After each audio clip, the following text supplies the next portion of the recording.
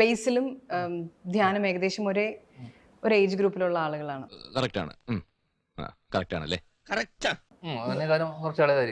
ആര് ഇളയതായിരിക്കും?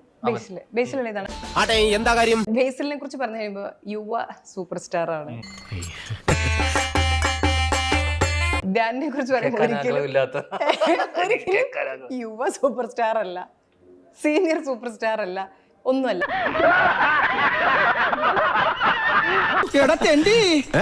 Sorry sir, അവനെ പറഞ്ഞതാ. അല്ല, അങ്ങനെ വിളിച്ചു പറയണില്ല.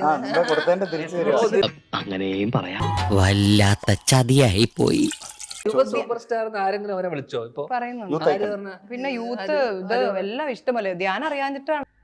കൊഞ്ചം അങ്ക പാറ് കണ്ണ. Winner of the Asian Academy Creative Award for Best Direction is... അങ്ങനെ പറ.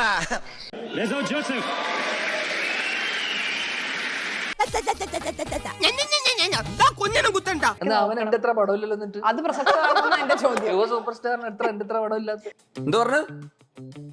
എന്നാ പിന്നെ വിനീത് ശ്രീനിവാസന്റെ മറ്റേ വർഷം കേസിൽ അവരെ നായകനാക്കണം, എന്നെ നായകനാക്കി എന്തിനാ? നിങ്ങള് രണ്ടുപേരും ഞാൻ മോണ്ണനാന്ന് വിചാരിക്കുന്നു. അവനൊരു ചെറിയ വേഷം. അവൻ എന്റെ സൈഡിൽ അസിസ്റ്റന്റ്. നീ ഏതാടാ നായ?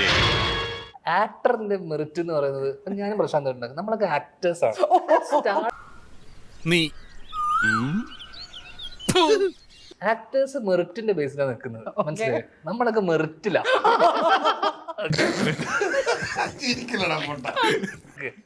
പെർഫോമൻസ് വഴിവിട്ട് വന്നവരാ.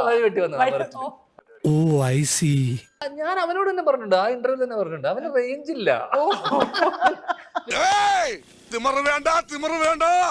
അവന് ഒരേ സാധനം തന്നെയല്ല എല്ലാ പടത്തിലും ചെയ്യുന്നത്. നിങ്ങൾ ഈ പറയുന്നത് അവനെ പറ്റിട്ട് നാട്ടുകാർക്ക് അങ്ങനെ ഒരു അഭിപ്രായം ഇല്ലല്ല. പക്ഷേ നേരിട്ട് ആ വർഷങ്ങൾക്ക് ഞാൻ ചെയ്ത വേഷം ബേസ് ചെയ്യുവാണെങ്കിൽ ആ പടം ഫസ്റ്റ് ദിവസം ചിലപ്പോ ഹോൾഡ് ഓവർ ആയിപ്പോയി എനിക്ക് ചിന്തിക്കുന്നു. അപ്പൊ ഞാൻ തന്നെ തുടങ്ങി.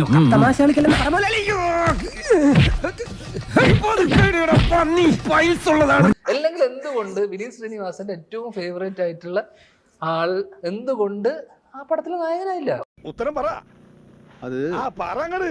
നീ ഇപ്പൊ ചോദിച്ചതേ ഒരു ആദ്യം ഊള ആൻസറാ.